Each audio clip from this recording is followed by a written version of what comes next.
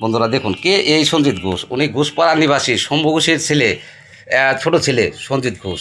উনি এতটাই যে করাপ্টেড, যেটা ভাষায় না বললে না, এটা আপনারা নিজেরও জানেন। উনি সাভার বাজার স্বর্ণ ব্যবসায়ী কমিটির সেক্রেটারি। ওনার নাম হলো সঞ্জিত ঘোষ। উনি কিছুদিন আগে 177 ভরি স্বর্ণসহ, দেখুন বন্ধুরা, একজন দুর্নীতিগ্রস্ত মানুষ কীভাবে করাপ্ট হয়। তাদের পূর্বের বাড়িটা দেখুন কী বেহাল অবস্থায় ছিল, দেখুন বন্ধুরা। আর বর্তমান বাড়িটা এখনই আপনারা দেখতে পাবেন। দেখুন বন্ধুরা, এই দেখুন বন্ধুরা, ওই যে সামনে যে বাড়িটা দেখতে পাচ্ছেন, এটি একটি দুর্নীতিগ্রস্ত করাপ্টেড ব্যক্তির বাড়ি। সে হলো আন্তর্জাতিক চোরাচালানি ক্ষেত্র বিশিষ্ট বাজার কমিটির সাভার স্বর্ণ ব্যবসায়ী সেক্রেটারি সঞ্জিত সাহা। উনি এই বাড়িটি নির্মাণ করেছেন। আসলে ভাবতে অবাক লাগে, রাতারাতি একটা মানুষ কিভাবে এত পরিবর্তন হয়ে যায়। তাদের আদি বাড়ি ছিল কেমন দেখতেই পাচ্ছেন বন্ধুরা। আজকে উনি বিশাল এক ইমারত প্রতিষ্ঠা তৈরি করেছে।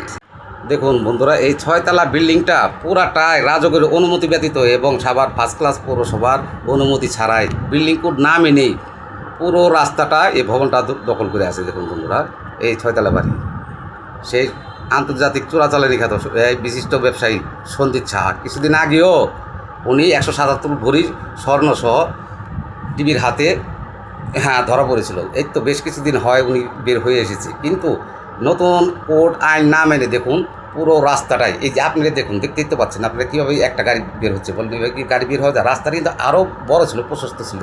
আমার বলার উদ্দেশ্য এটাই। দেখুন বন্ধুরা, আপনারা সঙ্গেই থাকুন। দেখুন বন্ধুরা, এইভাবে যদি পুরো রাস্তাটা যদি সে একাই সর্বগ্রাসী গ্রাস করে ফেলে, তাহলে বলেন এলাকার লোকজন কীভাবে এখানে মনে করেন জন দুর্ভোগ থেকে রেহাই পাবে। এখানে দেখুন একটা রিক্সা পাশাপাশি থাকলেই বিশাল জ্যাম হয়ে যায়। আমার ভিডিও করার উদ্দেশ্য হচ্ছে এই ব্যক্তিকে চিহ্নিত করে তাড়াতাড়ি দুদকের আইনের আওতায় নিয়ে নিতে হবে। কেননা উনি এত রাতারাতি কী করে এত টাকার মালিক হলো, এটার প্রশ্নরও আমি আপনাদের সামনে প্রশ্ন ছেড়ে দিলাম এবং এর উত্তরও সমাধান আপনারা সবাই জানেন। উনি বাজারের বিশিষ্ট ব্যবসায়ী, স্বর্ণ ব্যবসায়ী সেক্রেটারি সঞ্জিত ঘোষ। ওনার বাবা ছিল শম্ভু ঘোষ। দেখুন বন্ধুরা, কত বড় বিল্ডিং করে পুরো রাস্তাটাই মনে করেন সে দখলদারিত্ব চালিয়ে। বিল্ডিং কোডের আইন অনুসারে একটি ভবন নির্মাণ করতে হলে রাজকের পারমিশনও লাগে এবং সাভার ফার্স্ট ক্লাস যেহেতু পৌরসভা, এই পৌরসভার অনুমতি ছাড়ে সে কী করে মনে করেন ক্ষমতার আধিপত্য এখন ধরে রেখেছে।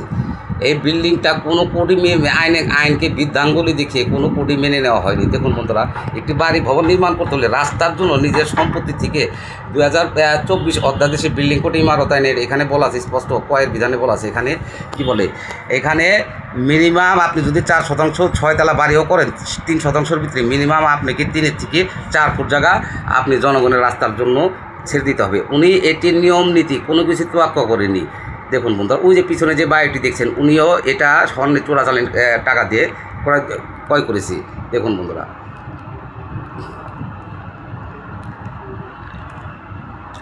এই যে বাড়িটির কথা যে বললাম, হ্যাঁ এই বাড়িটি ছিল, হ্যাঁ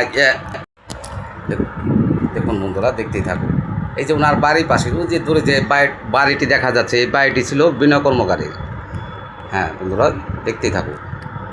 এটাও উনি করাপ্ট করে নিজের নামে করে নিয়েছে বন্ধুরা। এই যে দেখুন, তাহলে বলুন এই মানুষ যদি এভাবে ভোগান থাকে, তাহলে বলুন তাহলে জনগণের দুর্ভোগ কীভাবে কমবে।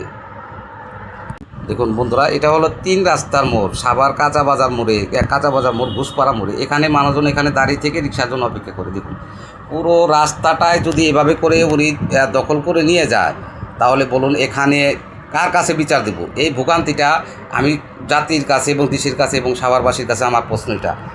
দেখুন উনি যে এতটাই ক্ষমতাশালী যে বিগত ফ্যাসিস্ট সরকারের আমলে জাহাঙ্গীরের প্রভাব খাটিয়ে উনি তার আভিজাত্য এখনও বজায় রাখছে। এই কারণে জাহাঙ্গীরের এত পলাতক, কিন্তু ওনার দাম্ভিকতা মোটেও কমেনি। তো বন্ধুরা, এই হলো সঞ্জিত ঘোষের এই করাপ্টেড জিনিসগুলো আপনাকে আমরা দেখাতে বললাম। তো যাই হোক, এই বিল্ডিংটা অতি তাড়াতাড়ি আমি সাভার বিশেষ করে থানা নির্বাহী অফিসারের প্রশাসনের দৃষ্টি আকর্ষণ করছি, অতি দ্রুত ব্যবস্থা নিন। এবং ওনার বিগত 1 মাস আগে যে উনি জেলখানার থেকে মুক্তি পেল, 177 ভরি স্বর্ণ সহ উনি ধরা খেলো, কিছুদিন আগেই উনি মুক্তি পেয়েছে। যে ওনার ক্ষমতার উৎস এতটাই যে কী করে একটা মানুষ রাতারাতি আন্তর্জাতিক চোরাচালানি ক্ষেত্রে এই সঞ্জিত ঘোষ রাতারাতি মনে করেন আবারও জেলখানের আইন নীতিকে তোয়াক্কা না করে রাতারাতি বের হয়ে যায়। ওনার নামে এখনও 7টি মামলা চলমান রয়েছে, এখনও 7টি ডিবির হেফাজতে রয়েছে আর কি।